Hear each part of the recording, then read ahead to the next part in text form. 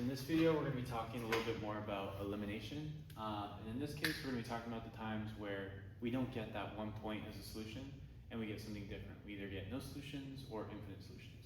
And I'm going to go over how we know whether we have infinite or no solutions. Okay, so let's look at these two problems. We're first going to look at this one. This one, we can immediately look at it and we can see that, okay, if we're going to do elimination, eliminate one of the variables, we should be multiplying the top by -2. So -2, or multiplying everything by -2. So then we add both equations together and we multiply -2 out. So this becomes -2 times 3x is -6x. -2 times 2y, just -4y. -2 times 13 equals -26. And on the bottom, we still have 6x plus 4y equals 26. And we add everything together, and we get something weird. These cancel out, these cancel out, these cancel out. And so we're left with 0 equals 0. If this ever happens where, first off, if we look at the left side, or no, we'll get into that a little later. Let's just hold on for now. And let's look at this other side. So over here, we did our elimination, we got 0 equals 0. Let's look at this side.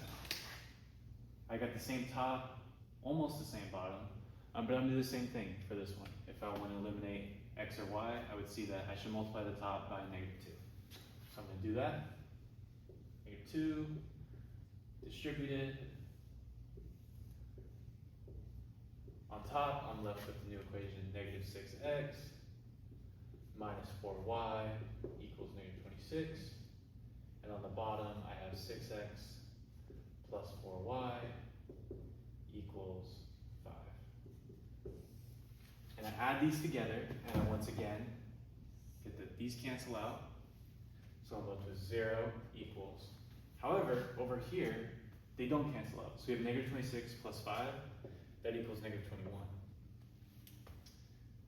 So, on both these problems, we're stuck with a number equals a number. A number equals a number. However, they're a little bit different. Over here, everything canceled out. And we're left with 0 equals 0. And if you think back to substitution, what made something have infinite solutions for substitution was if we had got a number equals a number, and those two numbers were actually equal. In this case, we have 0 equals 0. Well, 0 does equal 0. That's a true statement. Those numbers are actually equal. So we're going to have infinite solutions. So if you ever get to the point where you're doing your elimination, everything cancels out, you're left with 0 equals 0, you know you have infinite solutions. However, over here, you got a number equals a number, 0 equals -21, but those numbers aren't actually equal. 0 and -21 are different numbers, so we have no solutions here.